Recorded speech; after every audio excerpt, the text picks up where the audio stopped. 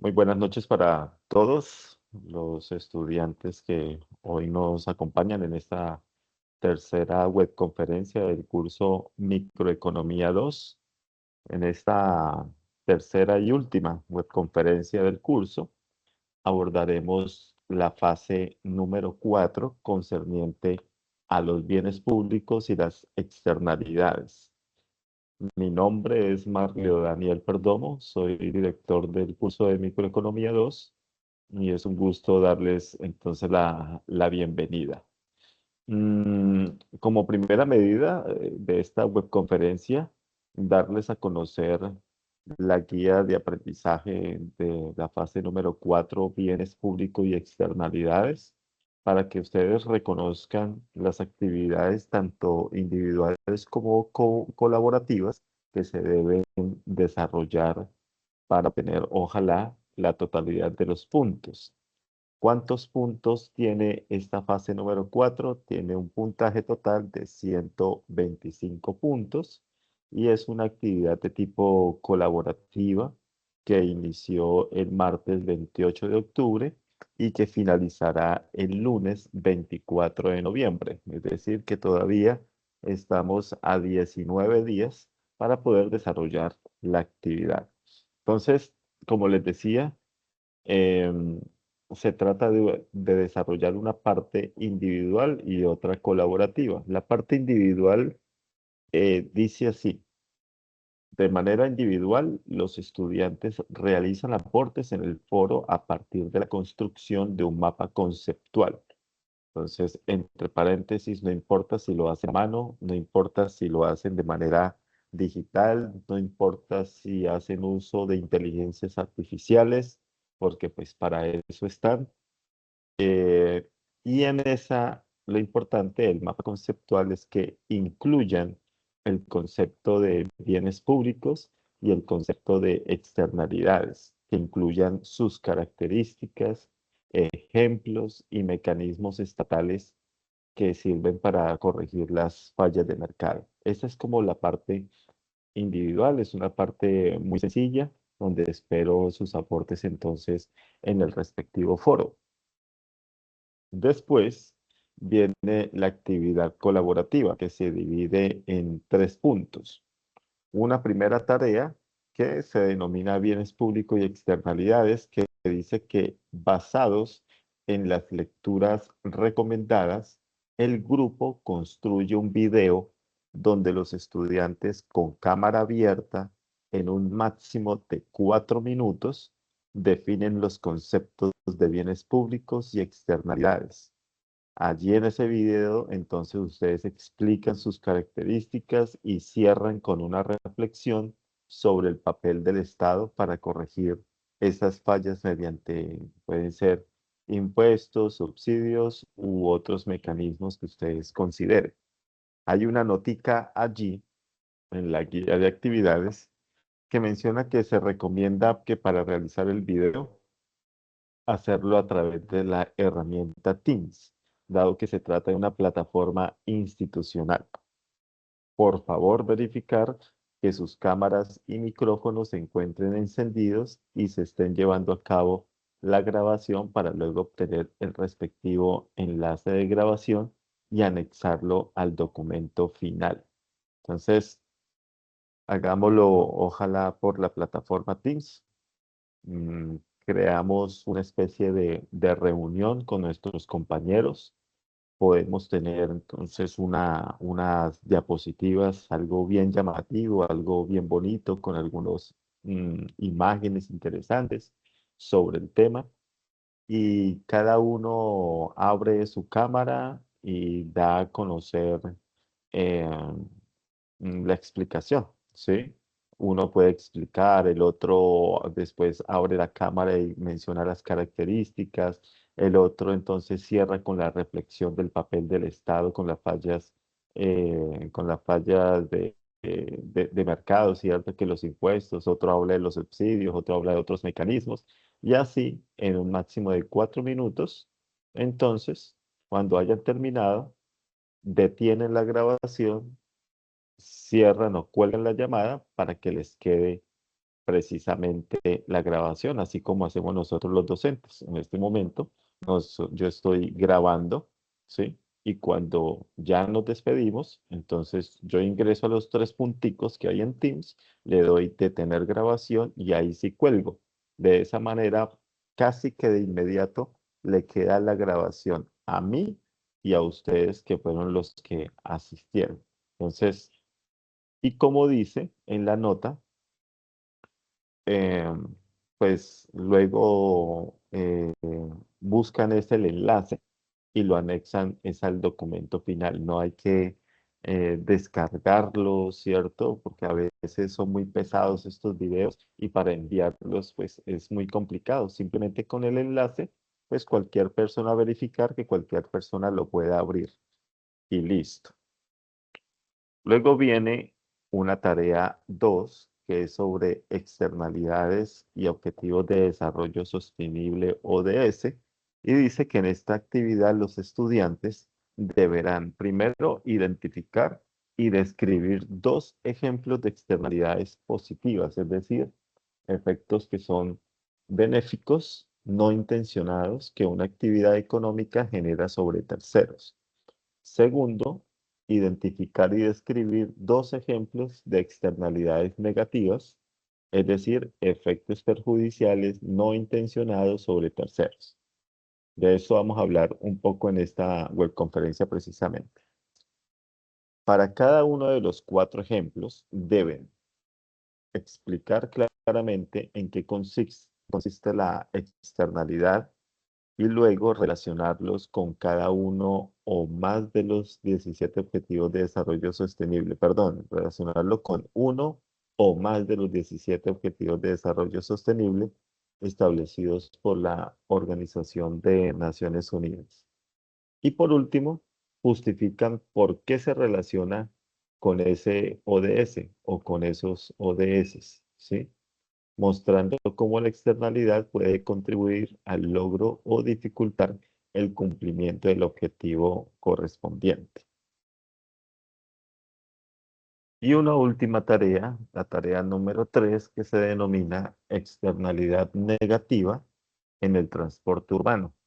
Dice que es un caso de estudio, ¿cierto?, donde una empresa de transporte llamada Rutas Rápidas S.A.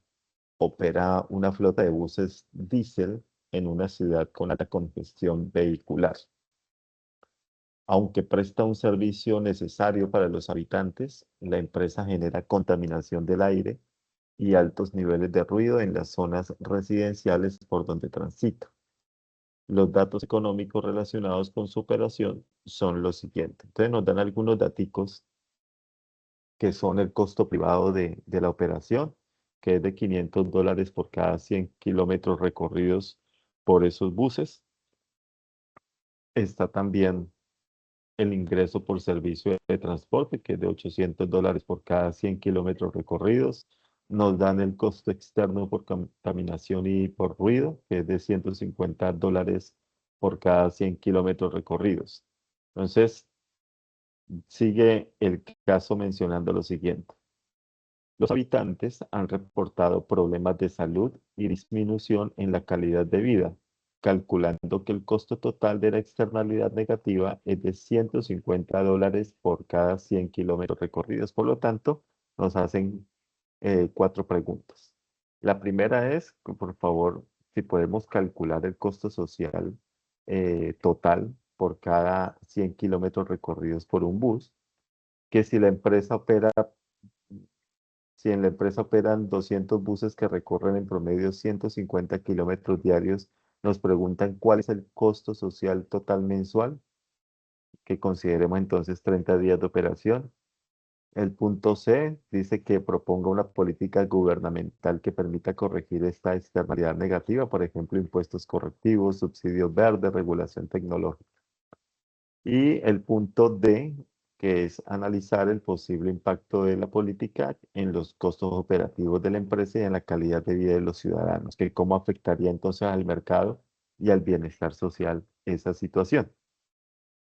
Entonces, esta guía de actividades que se denomina bienes públicos y externalidades lo que hace entonces es analizar las externalidades y lógicamente los bienes públicos, que son para la microeconomía, son conceptos clave y que afectan los equilibrios económicos, ¿no? Entonces, aquí vamos a analizar desafíos globales y también pues algunas soluciones económicas que se han hecho para, para internalizar esos costos sociales de externalidades como la más llamativa o la más conocida, digámoslo así, que es la contaminación.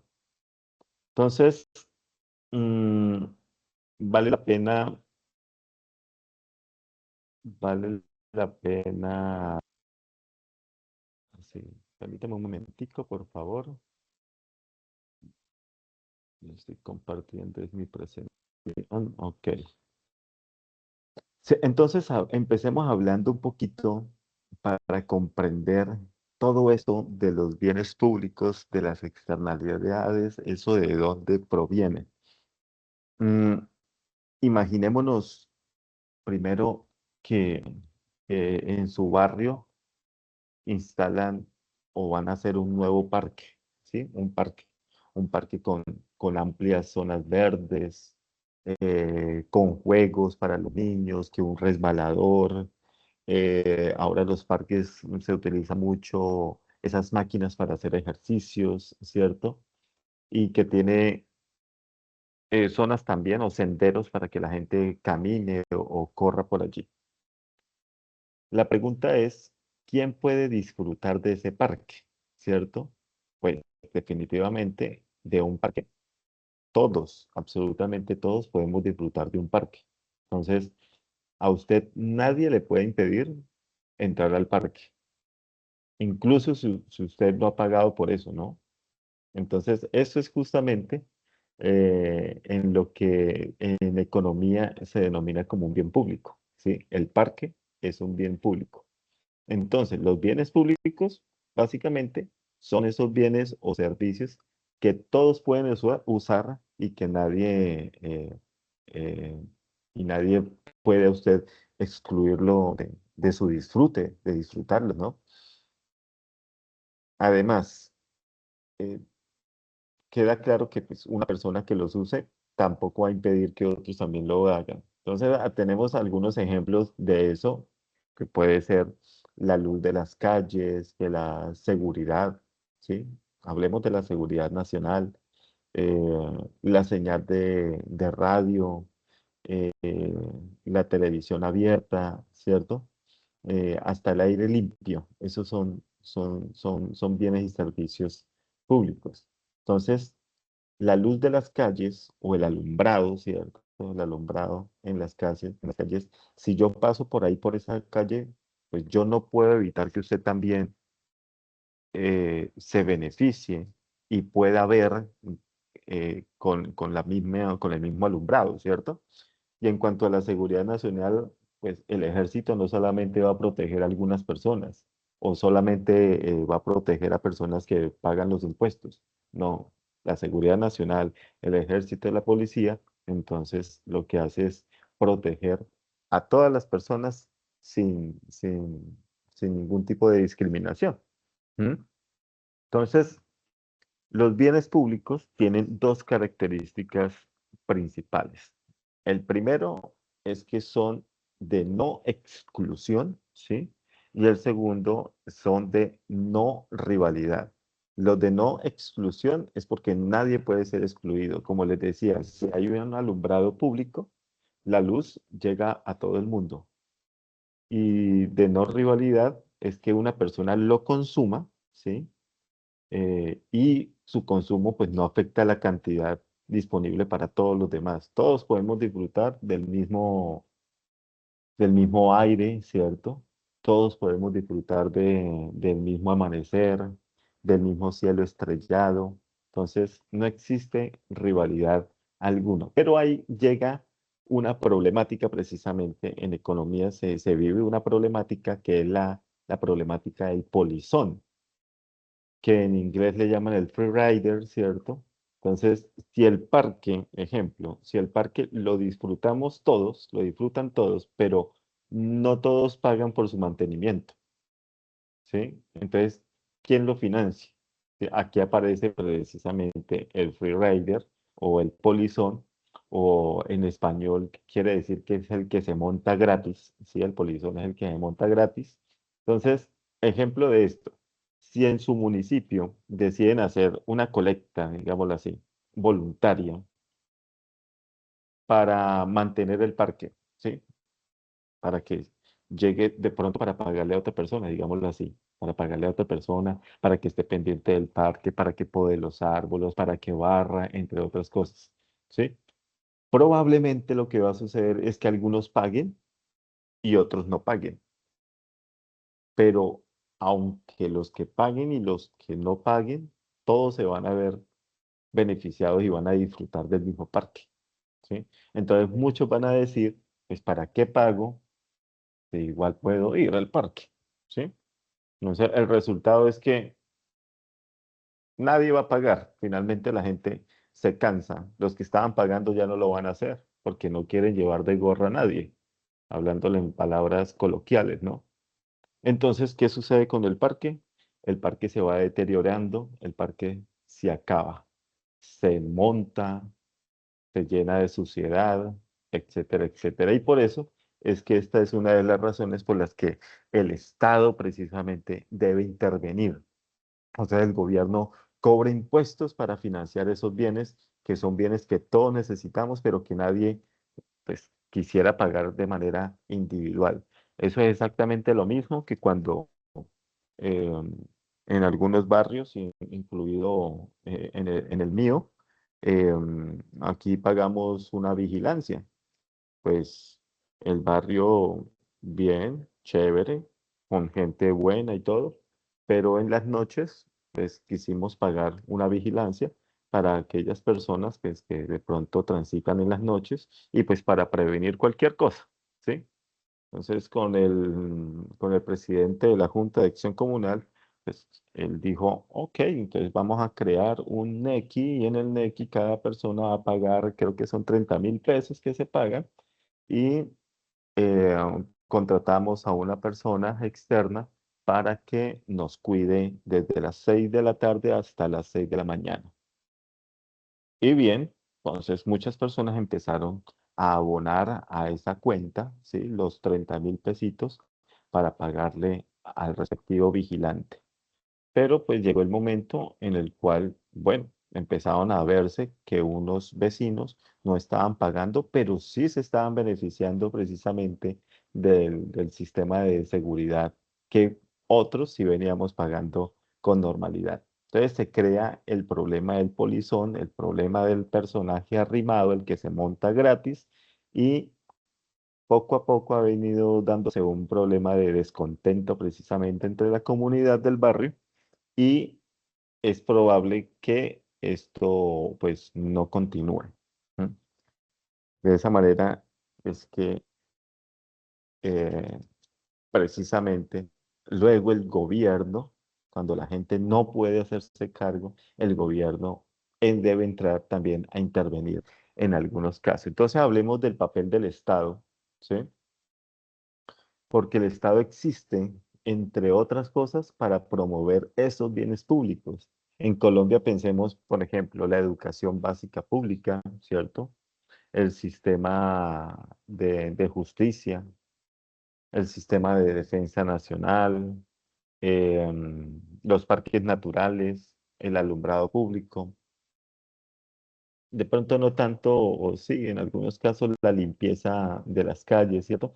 Todos esos son servicios que no serían rentables si una empresa privada pues intentara ofrecerlos, ¿sí? Porque no puede cobrarle a cada persona por usarlos y entonces pues nadie querría financiarlos. El Estado, por lo tanto, debe intervenir ¿cómo? Con los impuestos, que los impuestos funcionan es como una especie de una vaca, ¿cierto? Una vaca colectiva, pero de forma obligatoria para sostener eso que todo el mundo quiere disfrutar, pero que no todo el mundo quiere pagar por su disfrute. Mm, entonces llegamos a una disyuntiva, a una pregunta donde ¿Qué pasa cuando el mercado genera efectos sobre otros sin querer, cierto? Entonces, aquí es donde entra otro concepto que es de la guía de actividades que se denomina como las externalidades, entendiéndose que una externalidad pues ocurre es cuando una acción económica afecta a otras personas que no participan directamente en la actividad, pues sin que haya un pago, ¿no? O una compensación de por medio. Y esas externalidades pues pueden ser de dos características. Pueden ser tanto positivas como pueden ser también negativas. Hablemos primero de las externalidades negativas. Cuando hablamos de externalidades negativas, nos hacemos referencia es a aquellas que generan un daño o costos para los demás, para los otros, ¿sí? El ejemplo clásico de las externalidades negativas es el de una fábrica que arroja residuos a un río, ¿sí? Ese es el ejemplo clásico. Entonces, digamos que la empresa produce zapatos. La empresa produce zapatos y por lo tanto la empresa genera empleo y la empresa paga sus impuestos. Pero el problema está en que contamina el agua. Entonces salen perdiendo, ejemplo, los pescadores, porque los pescadores pues ya no van a tener su sustento porque pues ¿quién va a pescar en un río contaminado? Al mismo tiempo las familias pues corren el riesgo de enfermarse.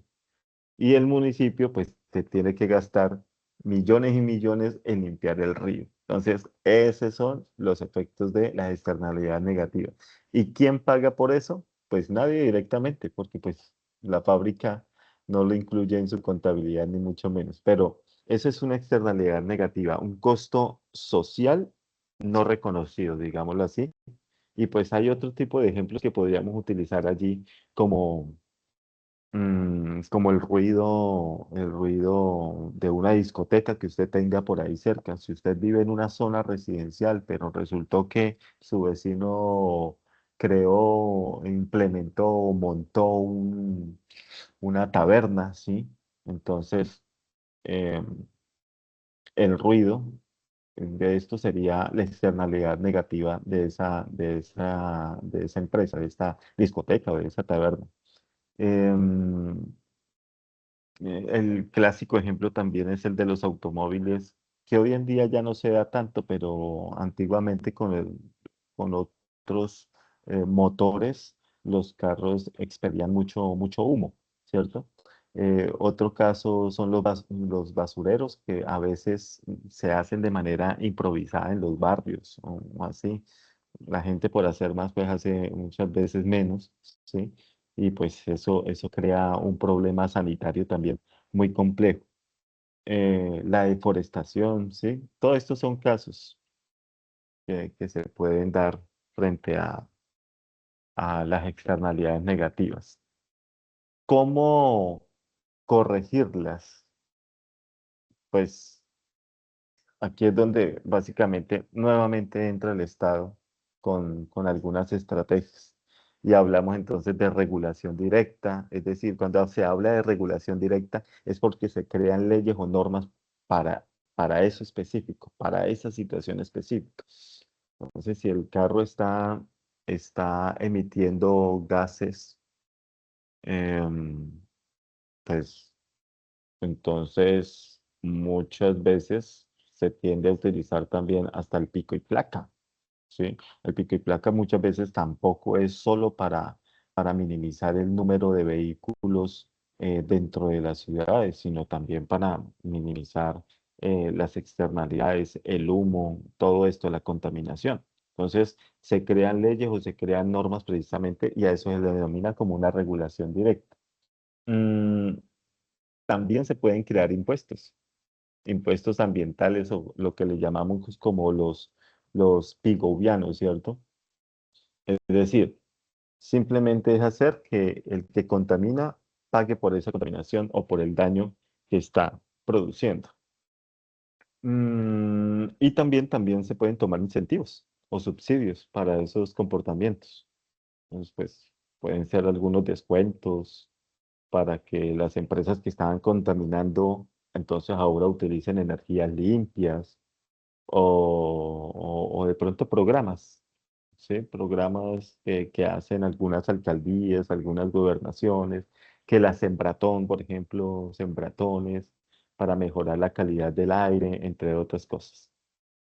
Pero básicamente, el que contamina paga y quien cuida debe recibir precisamente un incentivo. Esa es la idea dentro de lo que hablamos de bienes públicos y externalidades en microeconomía.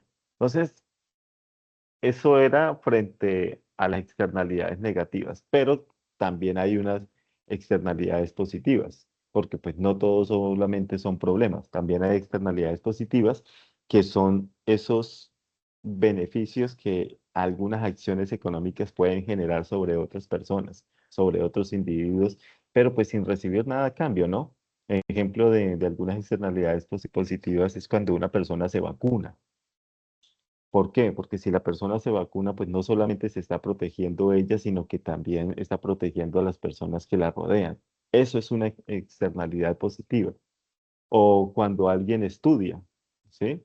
Ustedes que decidieron matricularse en esta universidad y estudiar economía, entonces ustedes tomaron una decisión que genera una externalidad positiva. ¿Por qué? Porque va a mejorar precisamente sus ingresos futuros, pero también lo que va a hacer es aumentar la productividad. Se espera que con su estudio aumente, ayude o coadyuve más bien aumentar la productividad y el conocimiento del país y después generar nuevos conocimientos o difundir más conocimientos, entre otras cosas. Otro también de las externalidades positivas cuando una familia o una persona pues deciden sembrar árboles, la del sembratón, porque pues van a mejorar el aire, van a reducir el calor, esto atrae a nuevas especies, a aves, ¿cierto? Y definitivamente pues mejora pues el ecosistema y no solamente el ecosistema, sino también mejora pues lo visible que puede llegar a ser el barrio, ¿cierto?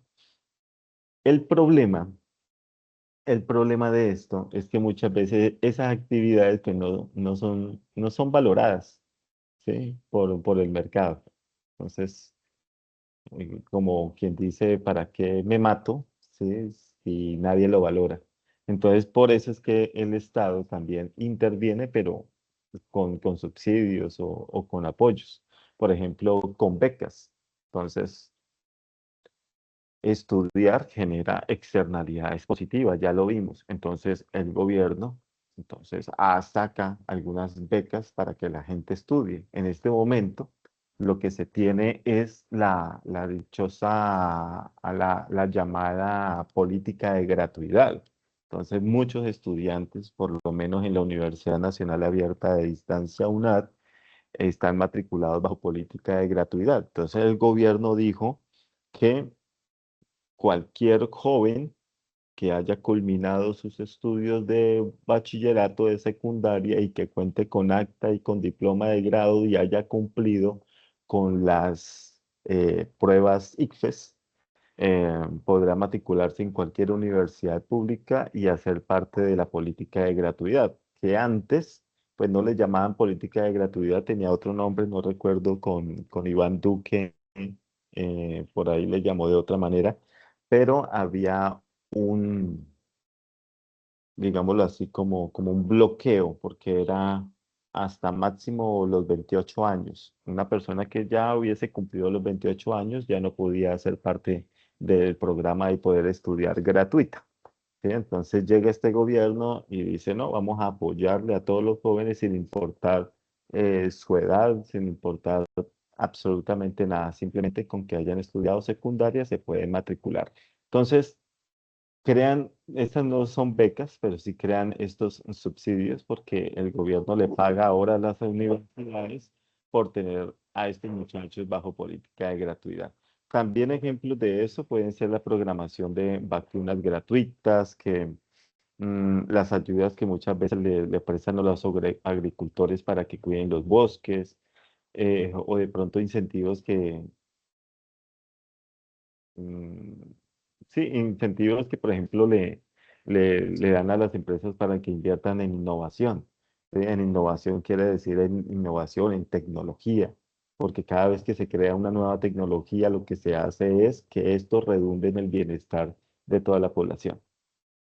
Bueno, entonces llegamos a un punto en el cual vale la pena preguntar qué tiene en común los bienes públicos y las externalidades que ya hemos hablado.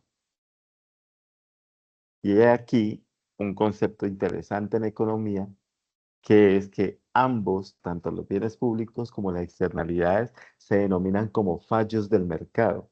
¿Sí?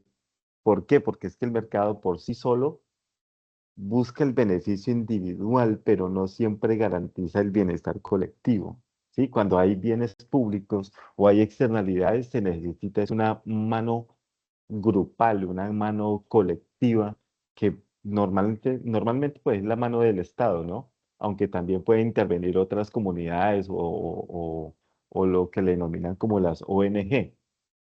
Por ejemplo, aquí yo resido actualmente en Florencia, Caquetá. Entonces, aquí en Florencia, en muchos municipios de acá del Caquetá,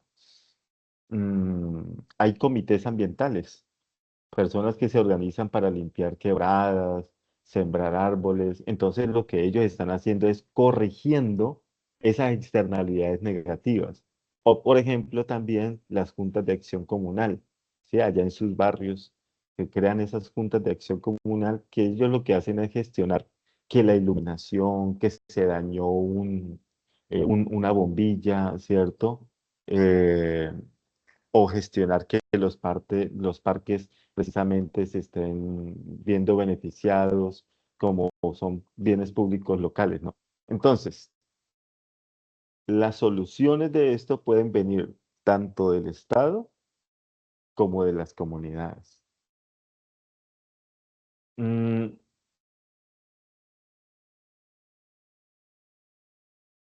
Quizá si lo aterrizáramos a ejemplos más locales, yo sé que de pronto muchas veces por el lado de sus casas pueden pasar un río, ¿sí?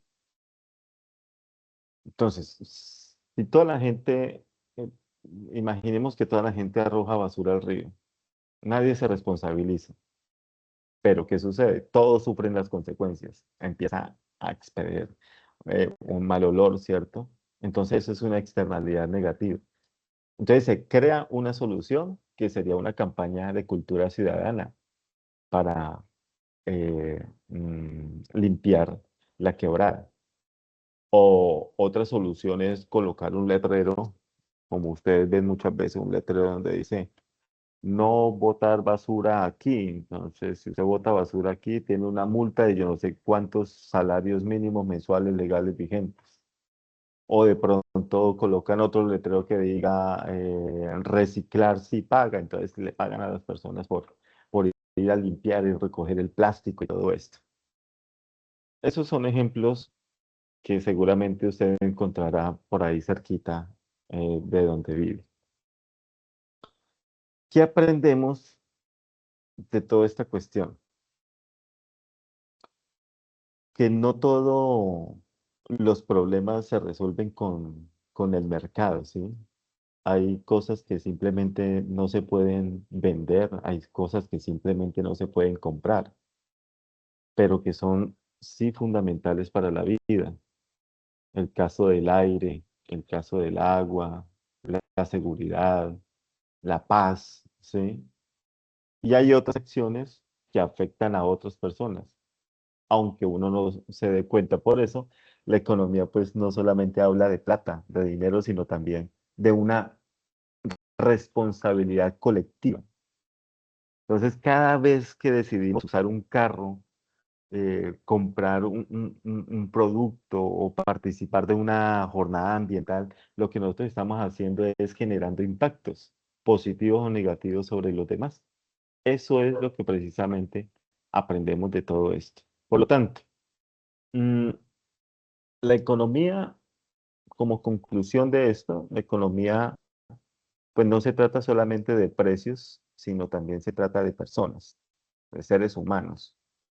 Y detrás de cada bien público, por ejemplo, ese parque que usted ve ahí, o de cada externalidad, pues hay decisiones que son muy humanas y que implican saber convivir o saber cooperar con los demás, ¿no?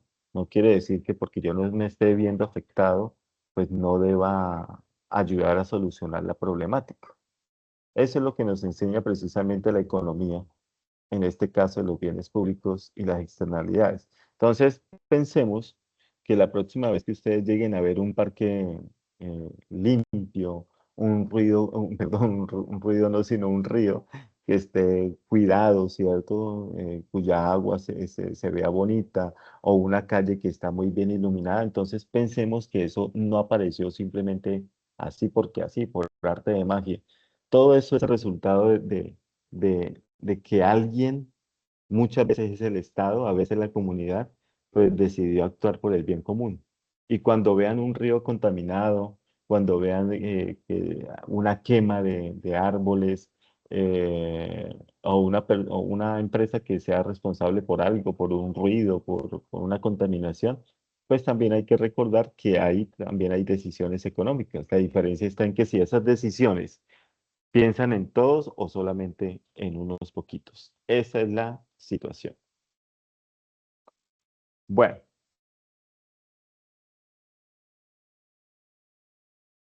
aquí viene otra parte que tiene que ver con la provisión de bienes públicos globales, porque no es solamente los bienes públicos locales, también es una problemática global. Entonces, porque esos bienes o esos servicios, pues no pertenecen solamente a un solo país, sino que benefician a toda la población en el mundo. ¿Qué características son? Los mismos. Por un lado, son no excluyentes, que ya lo vimos, que ya lo explicamos, y por otro lado, que son no rivales, ¿sí? Y ejemplos de bienes públicos globales están en la, la paz mundial, ¿sí? Que pues eso es una utopía total, pero podríamos hablar de que se trata de un bien público global, la paz mundial, que tengamos una atmósfera limpia, eh, la estabilidad climática, el conocimiento científico y la protección de la biodiversidad del ecosistema. Entonces aparecen unos desafíos. El primer desafío es el de la cooperación internacional limitada por intereses nacionales. ¿Qué pasa ahí? Pues que esto genera conflictos, porque es que los beneficios son globales, pero los costos, como invertir en energías limpias, por ejemplo, recae ya en cada país. Otro desafío clave es la falta de una autoridad global. Entonces, no existe un gobierno mundial, no hay un presidente en el mundo, no, no hay una sola persona o un país que obligue precisamente a los demás países a cumplir acuerdos, ni mucho menos. Otro desafío es el de las necesidades de grandes inversiones. ¿Por qué? Porque es que proteger los bosques, conservar especies o desarrollar tecnología que ya sea limpia, pues eso sí requiere de mucho dinero. Entonces muchos países que son pobres, pues no van a tener la capacidad financiera suficiente, aunque los beneficios sean para todo el mundo, ¿sí? Esto no se va a dar.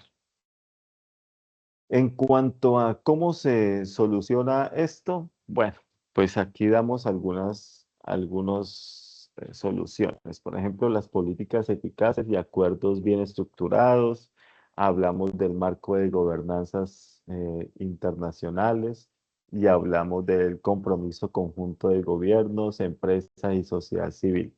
Entonces, con respecto a las políticas eficaces y acuerdos bien estructurados, pues, un ejemplo de eso es un protocolo que se llevó a cabo en Monreal, eso fue en el año 1987, que lo que hizo fue lograr reducir un poquito lo de los usos de gases que estaban dañando la capa de ozono.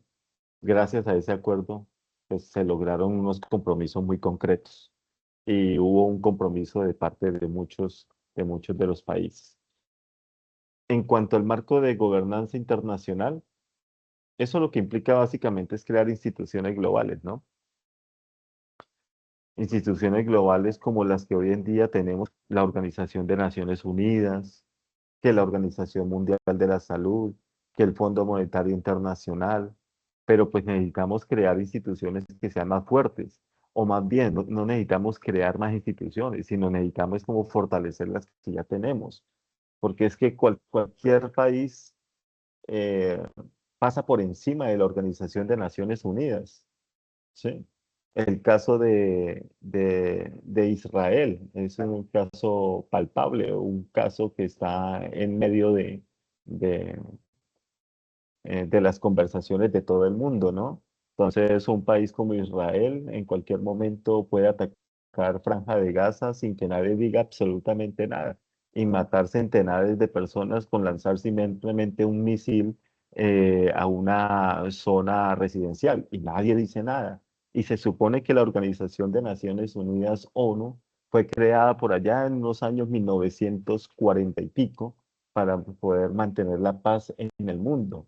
Pero pues ahí está la ONU como institución global, pero ¿es fuerte? No, definitivamente no lo es. La Organización Mundial de la Salud, bueno, por lo menos con la pandemia, veo que se hicieron las cosas bien. Se crearon inmediatamente unos protocolos para cuidar la salud de las personas en el mundo. Entonces, bien por la Organización Mundial de la Salud, que de pronto los protocolos no fueron los mejores, pero bueno, se crearon los protocolos y sí, se protegió la salud de la gente. Pero pues sabemos que el virus del COVID-19, pues una cosa muy compleja, especialmente para personas adultos o adultos mayores. El caso del Fondo Monetario Internacional, una institución muy fuerte, pero em, podría quizá mejorarse para que efectivamente cumpla con el objetivo que se trazó por allá en 1945 cuando se creó después de la Segunda Guerra Mundial. Porque es que cuando se crea el Fondo Monetario Internacional, se crea es para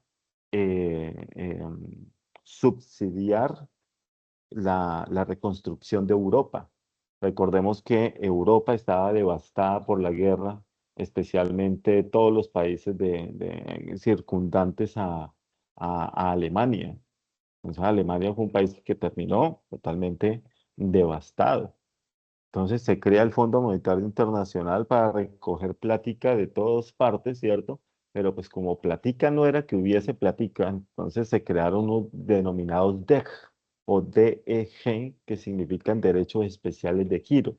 Esos derechos especiales de giro no eran más que una especie de bonos, un papelito donde decía que cada nación colocaba cierto monto para la reconstrucción de Europa y así poco a poco fue que se fue mejorando la situación de ese continente. Entonces, eh, un ejemplo de marco de gobernanza internacional es el caso de la Agenda 2030 de las Naciones Unidas, ¿no? Le estamos hablando de los Objetivos de Desarrollo Sostenible. Son 17 objetivos de desarrollo sostenible que precisamente lo que buscan es coordinar acciones globales y que todo vaya directamente relacionado con ellos. Por eso es que ustedes cuando vayan a construir su trabajo de grado, lo que muchas veces le denominan tesis, pero no se llama tesis, porque tesis es a partir del nivel de maestría o doctorado, pero sí se llama como trabajo de grado o proyecto de grado. Entonces, cuando cualquier proyecto de grado y sea de la metodología que sea, un trabajo de documental, una investigación aplicada, una investigación descriptiva, una investigación correlacional, lo que usted quiera, pues va a tener en un apartado que se llama justificación, justificar precisamente por qué, por qué cómo, de qué manera, perdón, de qué manera ese proyecto que usted está construyendo, formulando, se relaciona con los objetivos de desarrollo sostenible. Todos los proyectos, llámese de investigación, llámese por regalías, llámese de cualquier manera, todos deben estar directamente relacionados y mencionar a cuál de esos o cuáles de esos 17 objetivos de desarrollo sostenible es que le está apuntando, ¿sí? Vean entonces la importancia del marco de la gobernanza internacional. Y por último, pues tenemos el compromiso conjunto de gobiernos, empresa y sociedad civil.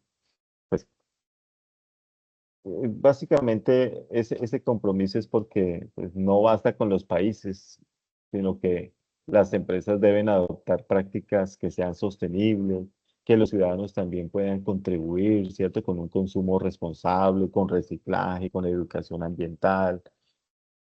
Por lo tanto, la provisión de esos bienes públicos globales depende de la cooperación internacional.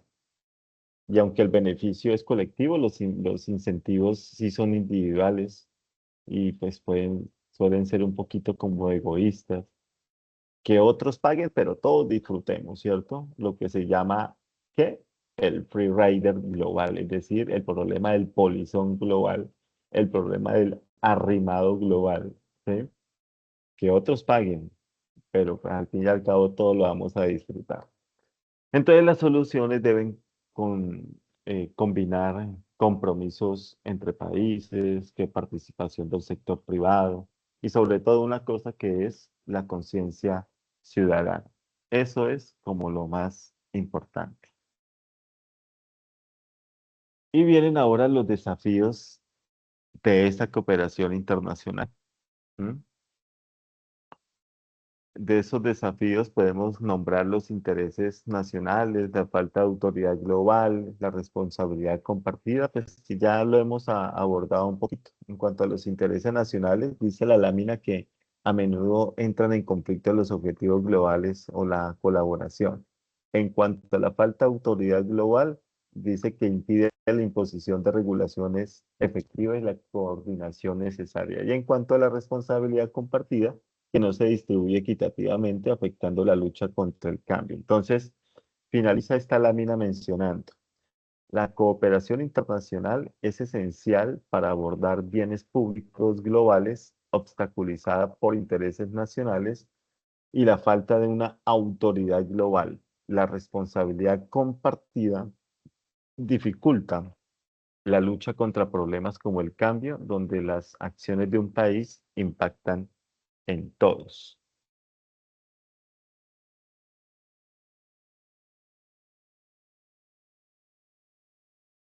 Bueno,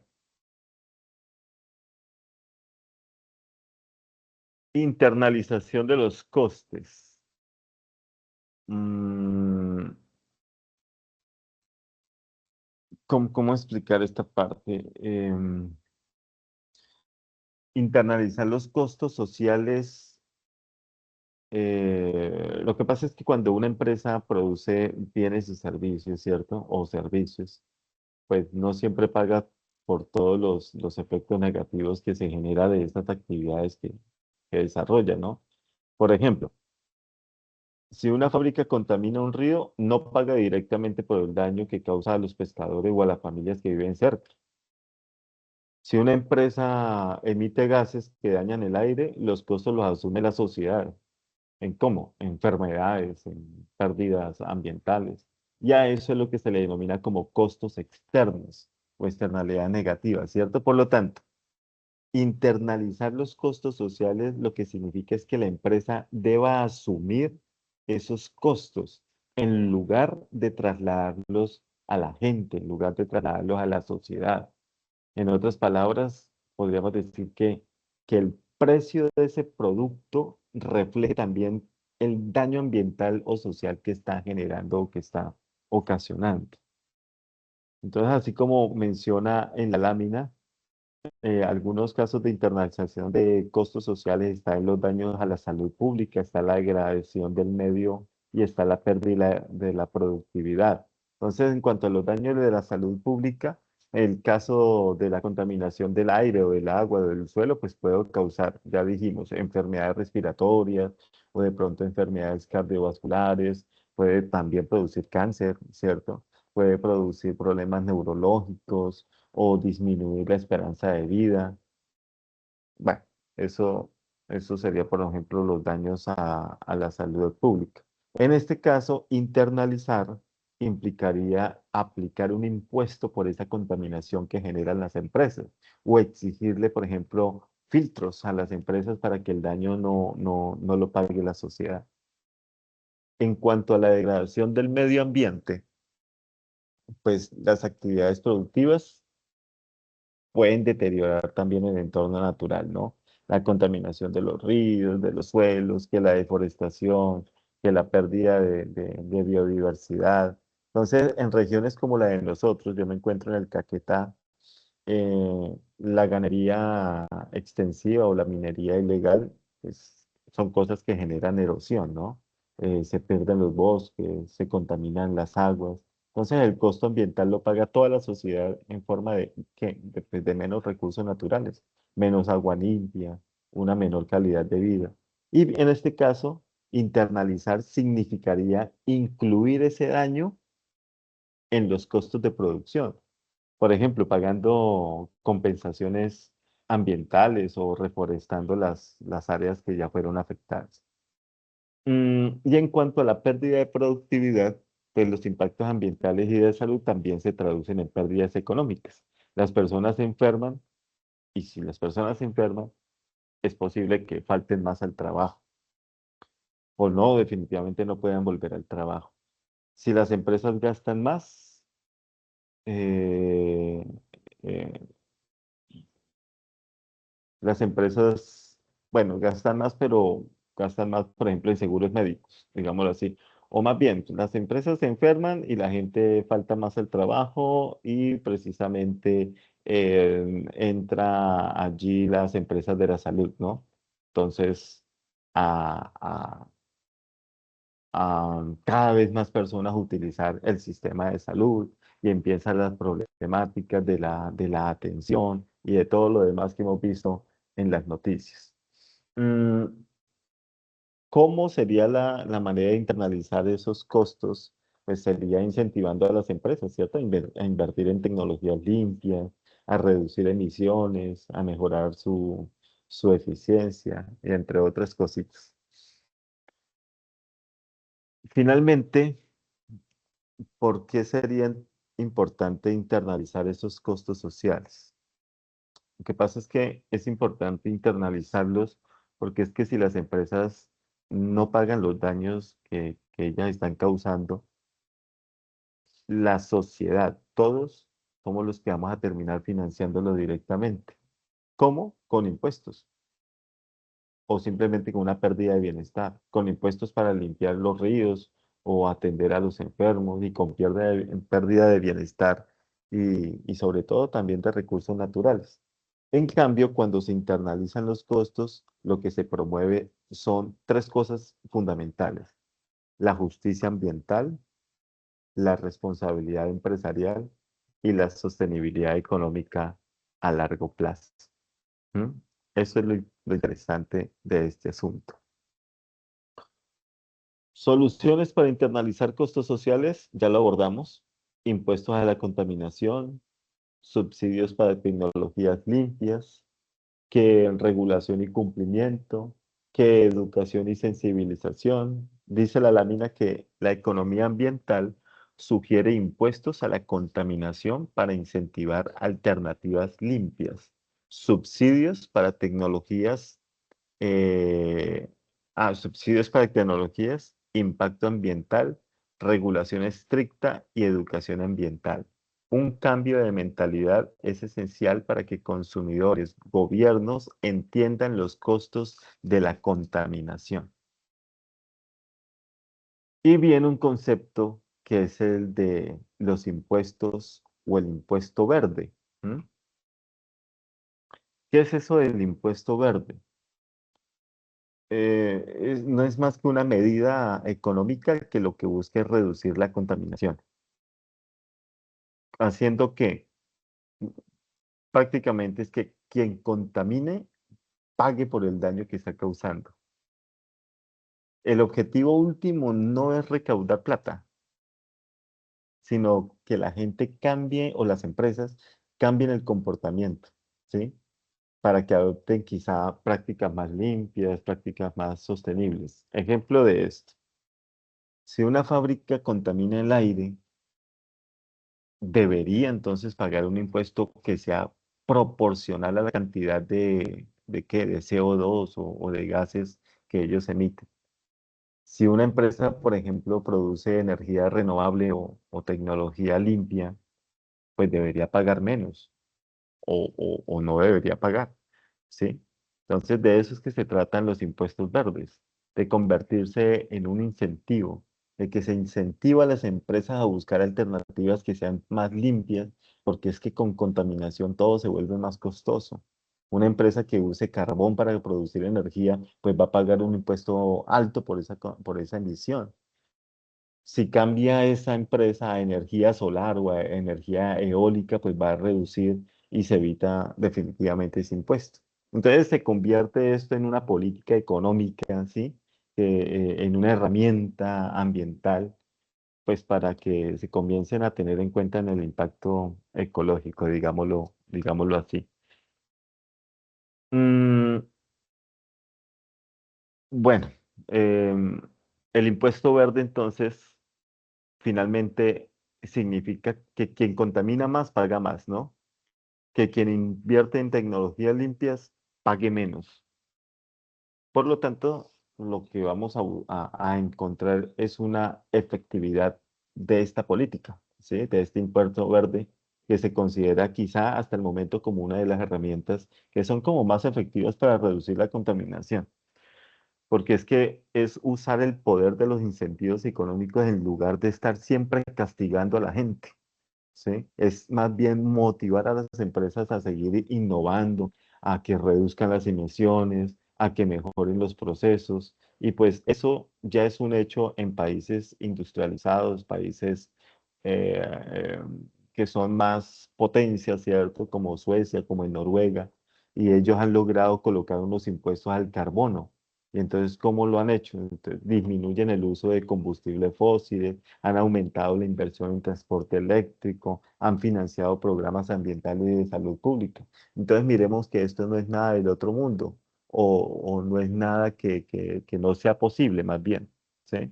En Colombia también es posible, pero finalmente los que también deberían comenzar a dar ejemplo son precisamente los países industrializados. De ahí debería partir todo. Pero no significa que países como el nuestro no puedan empezar a dar también un ejemplo al mundo entero. Mm, yo por aquí tenía voy a dejar de compartir para que antes de despedirnos veamos un video cortico sobre el caso de Coca-Cola. Entonces voy a compartir pantalla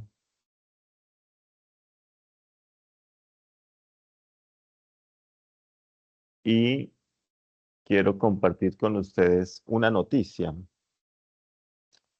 que ya es viejita, ¿no? De hace ya 4 años. Esto es una noticia del 26 de noviembre de 2021 que la titularon como el desafío de Coca-Cola, considerada el mayor contaminante de plásticos del mundo.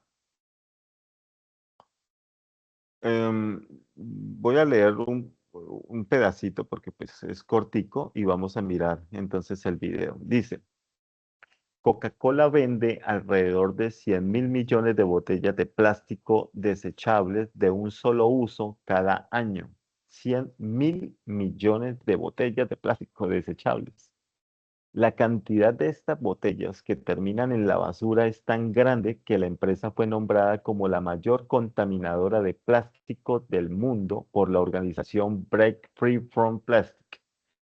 Es un problema que la isla de Samoa, en el Pacífico, comienza a transitar, ya que Coca-Cola cambió sus botellas de vidrio reutilizables por botellas de plástico a principios de este año.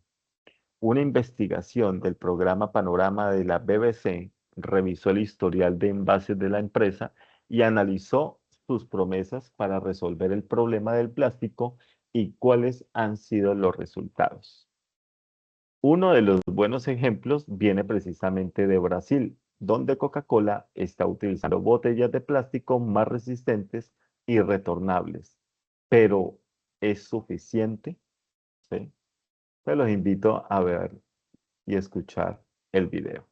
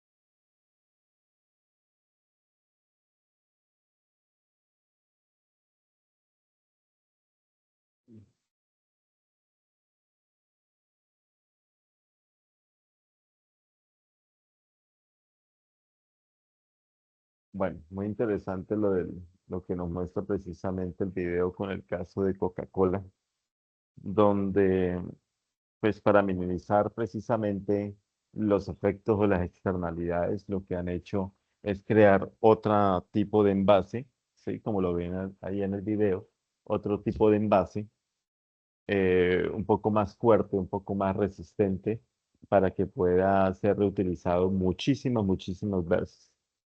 Pero están dispuestos a, a suplir con los costos, porque tener un envase más grueso, más resistente, para que sirva para varias reenvasadas, digámoslo, pues requiere unos costos bastante altos. Es la cuestión de estar lavando, ¿cierto?, envases ya utilizados. Eso por un lado. Es más fácil crear uno nuevo y de un solo uso que ponerse a limpiar botellas que ya han sido utilizadas, recogerlas, crear campañas para que la gente las recoja, las lleve a los puntos y demás.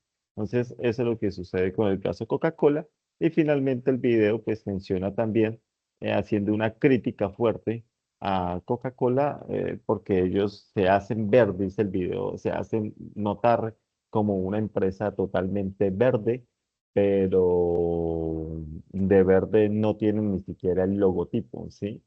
Entonces, muy bueno. Y pues de esto también hay muchos casos, ¿no? Solamente el caso de Coca-Cola también encontramos los casos de cementeras, el caso de empresas como las empresas mineras, hay cantidad de minería, por lo menos en nuestro país hay una cantidad de minería ilegal compleja donde hemos visto que muchas personas mineros se mueren en esos socavones por falta de oxígeno, porque se caen los muros. Bueno, aquí hay ejemplos por doquier en nuestro país. Entonces, ya para culminar, Am, cerramos entonces con una conclusión, ¿sí? Podemos decir entonces una conclusión frente a las externalidades y los bienes públicos, que es importante analizar y argumentar la solución adoptada, entendiendo entre la teoría económica y las implicaciones prácticas de los bienes públicos. Al aplicar políticas gubernamentales es crucial pensar eficiencia social y en los beneficios para toda la comunidad. Entonces, esto es un momento en el cual simplemente debemos entrar a reflexionar. Esta fase número 4, que se denomina como bienes públicos y externalidades, me parece una de las fases más bonitas del curso de Microeconomía 2, porque no se remite simplemente al hecho de desarrollar ejercicios prácticos, ni mucho menos que modelos. Dejamos atrás los modelos por el momento, dejamos atrás por el momento las derivadas y todo esto, y simplemente nos centramos en una realidad, en la realidad de cada uno de ustedes. Donde sea que ustedes se encuentren, allí van a encontrar casos de externalidades, ya sea de empresas o ya sea de ustedes mismos. Uno mismo como individuo también genera cierto tipo de externalidades y muchas veces sin darse cuenta, uno está afectando a los demás con sus actitudes. Entonces, la invitación es a comenzar a desarrollar o a llevar como, digámoslo así, la batuta, ¿cierto? Que nos convertamos en personas de ejemplo, ¿sí? De ejemplo para los demás y que ojalá comencemos como a participar de las acciones que se llevan, no en cosas tan grandes, sino en cosas tan pequeñas como en su barrio, comenzar a aplicar esta cuestión y empezar a dar ejemplo desde el mismo barrio, desde la seguridad, desde la limpieza, desde, sí, mantener un ambiente agradable y un ambiente también cordial con todos los que lo rodean. De eso es que se trata el caso de las externalidades, de eso es que se trata el caso de los bienes públicos. Y pues de esta manera yo creo que hemos culminado esta tercera webconferencia. Les agradezco muchísimo a los que se conectaron aquí. No sé si de pronto ustedes tengan una última apreciación, ¿sí? Eh, si nos quieran de pronto hacer una pequeña conclusión, un pequeñito aporte, pues que pues, ya es la última webconferencia. Lo que viene la otra semana será hacer quizás un CIPAS muy corto, pero las CIPAS ya no creo hacerla desde algún tema económico, sino que me gustaría que la última CIPAS la hiciéramos desde un caso puntual que es la investigación, ¿sí? La investigación económica, que ustedes ojalá darles ese último, darles a conocer como los procesos de investigación que ustedes pueden llevar a cabo como estudiantes. No sé si de pronto si su Heidi o si de pronto Natalia ya pertenezcan a algún semillero de investigación. Eh, no sé si de pronto en los centros donde ustedes se encuentren ya conozcan de los semilleros de investigación. De pronto pueden abrir el micrófono alguna de ustedes y mencionar si sí pertenecen a un semillero o simplemente no pertenecen, o de pronto qué tanto conocen sobre los procesos de investigación en cada uno de sus centros y en dónde se encuentran ustedes. Cuenten un momentico antes de despedirnos. Buenas noches, ¿me escuchan? Sí, hola Natalia, adelante. Hola, qué pena, es que estoy en el transporte público. Bueno, yo no estaba en semilleros, no digamos que quiero ir porque por tiempo no puedo, pues tengo dos trabajos y estudio, pero sí me gustaría. Y pues me encuentro en la ciudad de Bogotá, acá. Eh, También quería agradecerles pues, por estos espacios que nos ha permitido también reflexionar. También concuerdo de que esta última actividad que vamos a presentar es muy bonita, porque pues digamos que nos estamos enfocando realmente en lo que vamos a empezar a manejar después de que nos graduemos de nuestras carreras. Entonces, esta última actividad me gustó mucho, la verdad, la he ido desarrollando y pues de verdad que uno reflexiona de realmente cómo está la sociedad y cómo estamos fallando, de cómo pensamos realmente individualmente y no colectivamente. Entonces, pues sí, sí está muy chévere la temática. Entonces, Ok, muchas gracias Natalia. Por ahí se te escucha un poquito como entrecortado porque pues yo sé que andas ocupadita, pero bien, te agradezco de verdad por participar. Y sí, si no perteneces a los semilleros porque pues permaneces ocupada, entiendo que tienes dos trabajos. Bien, ok, para eso precisamente se hizo la educación virtual y estás en la universidad donde debes estar. Em, pero si en algún momento puedes, sientes que puedes sacar el tiempito, la idea es acercarte a tu centro, buscar a los profesores que son líderes de semillero, pertenecer a alguno y ojalá pues desarrollar las actividades propias de un semillero. La idea es que con los estudiantes semillas ustedes sean protagonistas, que ustedes viajen, que ustedes sean los que se lleven todos los méritos, todo el reconocimiento, mientras al mismo tiempo lo que hacen es dejar muy en alto el nombre de la universidad. Allí hay una serie de convocatorias, por ejemplo, ya con esto termino, el programa Delfín. El programa Delfín es un programa de movilidad académica o de estancias internacionales donde cualquier estudiante y hasta cualquier egresado puede participar de esa convocatoria. Y, por ejemplo, aquí desde Florencia hemos ya ha enviado a varios estudiantes a la Ciudad de México. Eso se van con todos los gastos pagos. La última vez la universidad le pagó a los estudiantes lo que fue los tiquetes aéreos desde Bogotá hasta Ciudad de México y regreso, lógicamente, y también canceló todo lo que tiene que ver con su hospedaje. Em, ¿Qué hicieron ellos? Simplemente se inscriben normal. Requisitos, ser estudiante activo de la universidad o egresado, pero pertenecer a un semillero de investigación. ¿Sí? Eso es lo fundamental. Los estudiantes que pertenecen a semilleros de investigación tienen un valor agregado y tienen unas garantías, digamos así, unas garantías adicionales muy diferentes a estudiantes que no pertenecen a los semilleros.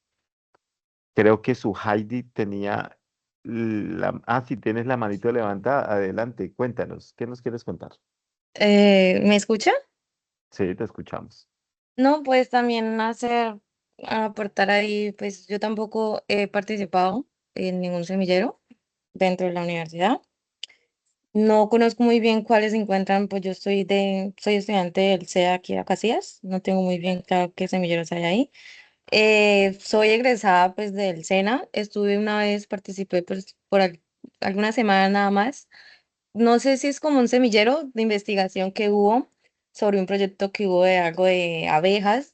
Yo solo hice parte como del proceso que fue de mi tecnólogo, que era de gestión contable y financiera, pero pues sí tuve algunas como ideas de qué se trataba un semillero de investigación y pues realmente sí sirve mucho y aporta demasiado, solo que pues ahorita en la universidad no he contado con esa dicha de poder participar en alguno. Y pues en cuanto a las conferencias y el CIPAS, también opino igual que mi compañera que aunque no he podido participar en muchas de ellas, realmente nos han servido mucho y en mi parte también porque pues como están las grabaciones, entonces el poder Ujú. verlas aporta demasiado pues cuando a regresar a los trabajos y tener gran idea de los diferentes temas de que se tratan en ellos, porque pues simplemente no se centran nada más en los temas, sino que también pues se abre a otras cosas, entonces realmente sirve demasiado y es de gran importancia. Entonces también quería Ok. agradecer mucho esto, por estos espacios. Ok, claro que sí. Muchas gracias a ti por participar, su Heidi. Em, sí, los invito simplemente a ir a su centro, al respectivo centro y preguntemos en la escuela. Ustedes pertenecen a la Escuela de Ciencias Administrativas, Contables, Económicas y de Negocios de CACEN. Vayan un momentico, le preguntan a cualquier profesor, profe, yo estoy interesado ya, o interesada. Me hablaron mucho sobre los semilleros de investigación. Yo quisiera saber aquí qué semilleros hay en esta escuela, en mi escuela para participar de ellos y mirar a ver cómo aprendo. Em, yo estoy en Florencia, allá tenemos 20 semilleros de investigación y en ECACEN tenemos 3. Ustedes también pueden pertenecer no solamente a los semilleros donde ustedes se encuentran, pueden pertenecer a cualquier semillero también a nivel nacional, sino que lo interesante sería que hicieran parte de aquel semillero donde ustedes se encuentran viviendo, porque pues muchas veces uno tiene actividades de manera presencial para explicarles muchas cosas, hacer experimentos, salidas pedagógicas, entre otros. Entonces, esa es la invitación para Natalia, la invitación para su Heidi. Me alegra mucho saludarlas hoy 5 de noviembre y estamos muy atentos entonces al foro para realimentar sus respectivos aportes. Les deseo una feliz noche. Un abrazo para las dos. Que estén muy bien. Profe, gracias. Feliz noche. Igualmente. Muchas gracias igualmente, feliz noche, tutor y compañera.